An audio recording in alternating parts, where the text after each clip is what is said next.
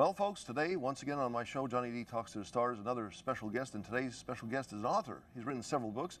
His name is David Bethel. Welcome, David. Thank you. Good to be here. Well, David, could you tell us how you got into this business of being an author? Well, I've written for as long as I can remember. My profession prior to retiring and getting into writing fiction was as a speechwriter in Washington, D.C., and as press strategist, and everything that had to do with writing, I had a hand in Washington. Well, I mean, basically, I mean, didn't you work for Paul Laxalt, right, back in the 1980s, or I did work for Paul Laxalt, yes. And did you do speech writing also for him? I did speechwriting for him, and then, as you might know, he got involved with Reagan.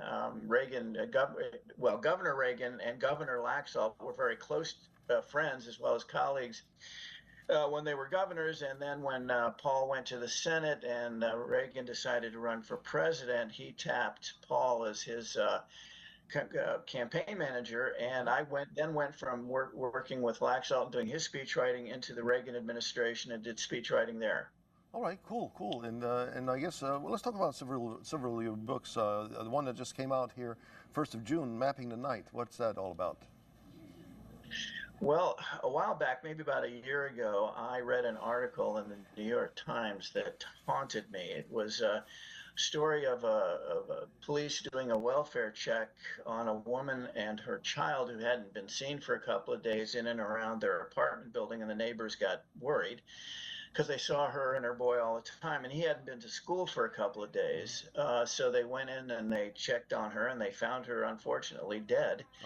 Lying in her bed, nude, and obviously had been sexually assaulted. And her little boy was sitting next to her and had ice in his hand, and he was trying to revive her by, putting this ice on her forehead, because that was the way he told the police she made him feel better when he was sick. So he was trying to revive her, and evidently had spent a couple of days trying to do that. So that scene haunted me. And then later on, when I got, I delved further into the case, I found out that the man who did this was a serial killer, and he had done this same thing to a couple of other women, and he preyed on women, single mothers with children. And another interesting aspect that caught my fancy was that the apartments of all of these people were immaculately cleaned, and not only cleaned so as to get rid of any evidence that he had been there, but just cleaned. He went through the house and cleaned them all up after he killed these women. And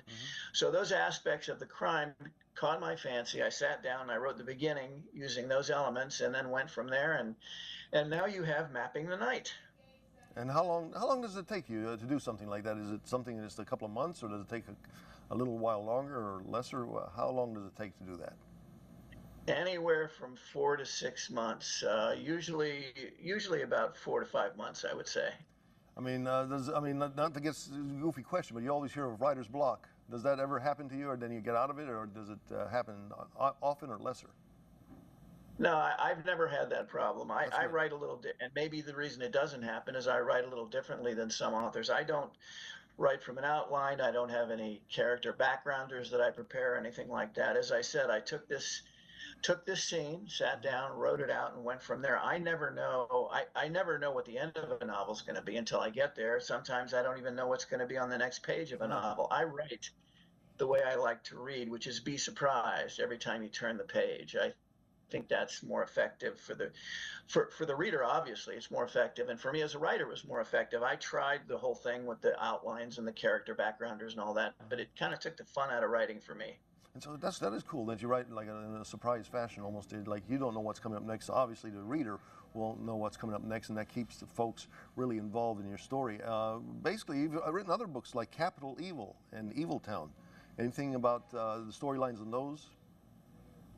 Well, those particular ones that you mentioned are political thrillers, and I wouldn't say they're based on anything that happened to me in my career in Washington. But when you're up there working in that milieu, in that field, if you have an imagination, you begin to imagine, well, what would happen if this occurred? What would happen if that occurred? And for Eviltown, I had always wondered what would happen if if the wife of one of these members was murdered. How would that be investigated? With the FBI get involved? Would the Capitol Hill Police get involved? And what kind of scenario can you develop from that happening? In other words, was she killed because she knew something? Was she killed because the congressman didn't do something that somebody wanted? That sort of thing. So, in those books, in my political thrillers, I mine my years in Washington to make the books real for people, but they're not. Obviously, they're dramatics. They're dramas, so they're not based on anything that specifically that happened to me. I mean, with the world that we have today, I mean, is this like a good plants that are growing for you to pick plants and find some good novels and for the future? I mean, all this that's happening today from both Democratic side and Republican side. Are there pretty good stories out there, you think?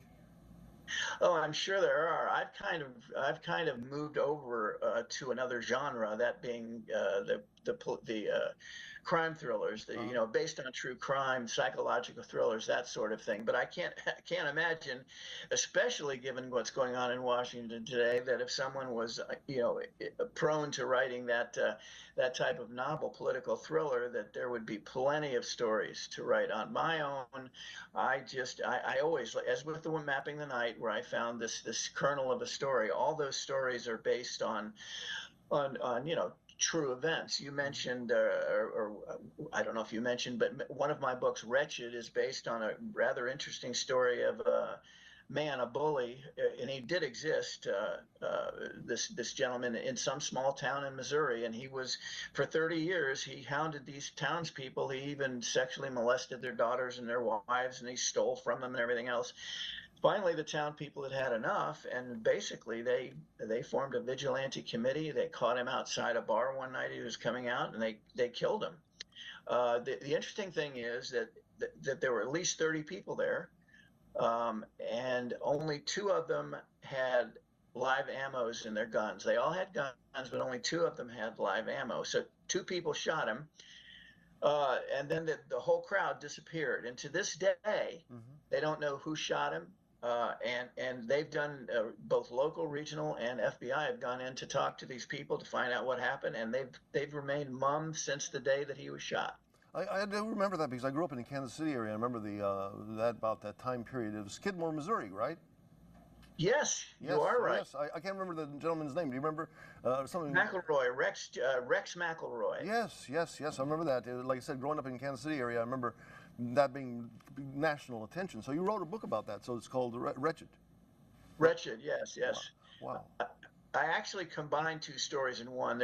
His story is part of a larger story. There was another thing that caught my eye at the time, called the Jefferson Eight. It's 8 girls in the parish of Jefferson in Louisiana, just disappeared, poof, gone. Over a period of, I don't know, a couple of years, 8 of these young ladies just disappeared. They've tried to figure out whether it was a serial killer or how it happened, and it's another one of those crimes that's never been solved. They can't figure out who did it. They think perhaps that drug dealers in the area might have had a hand in it, or even the police, who, working with the drug dealers, were disappearing these girls because the girls were threatening to go to law enforcement and give up both the police and the bad guys. So they were gotten rid of. But to this day, they don't know, where these girls have gone. They've just disappeared from the face of the earth. So I managed to somehow combine the story of McElroy with the Jefferson Eight, and that's where I got Wretched from. All right, cool. That's, I mean, very good, crossover right there. And basically, what would you say is better to write, or easier to write, or more complicated to write, between speeches and books? Oh, books, definitely. I mean, a speech, you're writing 15 minutes for people, or 20 minutes for people to listen to, and the words don't have to be quite as precise. The only difference, I would say, well, not difference, but when you're writing a speech for a politician, it has to be, or at least it used to have to be. I don't know anymore what's going on here in Washington, but you had to be accurate. You couldn't just off the cuff say something, you know, and hope that you were writing something that was factual. You had to, you know, you had to check on it. You had to do a lot of research on the policy issue that the senator or congressman or whoever you were writing for was going to talk on. You had to know who the group was, what their politics were. You know, why they were coming to listen to the particular member that you were writing the speech for. With novels, it's all imagination. I mean, you know, I'm creating something out of whole cloth. However, it's 200 and something pages. So you're talking, you know, 70,000 to 100,000 words, as opposed to a speech that lasts maybe 15 or 20 minutes. So I find writing a novel more challenging than speech writing. And basically, any advice for modern day writers? I mean, what their future holds. I mean, I know with the AI coming out and everything, and I know a lot of people are now writing novels through AI and everything. What do you think? I mean, is there still? I mean, obviously, there's a good open field for brilliance and everything of writing, but what do you think the future holds for writers? Well, you know, I'm often asked, what would you advise a person who wanted to be a writer? First of all, I would say you have to have a discipline. I mean, I sit in front of my computer 4 or 5 hours every day over a course of, you know, a week. I mean, I write 7 days a week, 4 or 5 hours a day for 6 months, 4 to 6 months. So, you know, you've got to be able to do that. You've got to have that discipline to be able to sit down every day and do it. The other thing is, if you're writing because you think you're going to write a New York Times bestseller, or have it made into a movie or whatever, and you're going to be walking down the red carpet, or write the great American novel, I think you're in the wrong business. Forget about it. You should write because you enjoy writing. That's what I do. I write because I get these various ideas, like the one I mentioned for Mapping the Night, and I sit down and I have to write it. I have to sit down. It sticks in my craw, so to speak. So I've got to get it out on the computer and finish it up. As for the future of speech writing, well, or excuse me, the future of novel writing, of writers, it's difficult. It's always been difficult to make a living as a writer. I mean, I can't make a living as a novel writer. It's just impossible unless you're Stephen King or Grisham or one of these guys that sells millions of novels. So I write because I enjoy writing. I mean, enough people read my books that it makes it plausible for my publisher to ask me to write another one. But you know, I'm never going to retire. I have enough to retire based on what I write for my novels. So Mapping the Night and all the other novels are available on Amazon.com, correct? Yes. Okay, and anything that you got for the future? I mean, are you already working on another book or two or anything like that, or are you at a pause right now?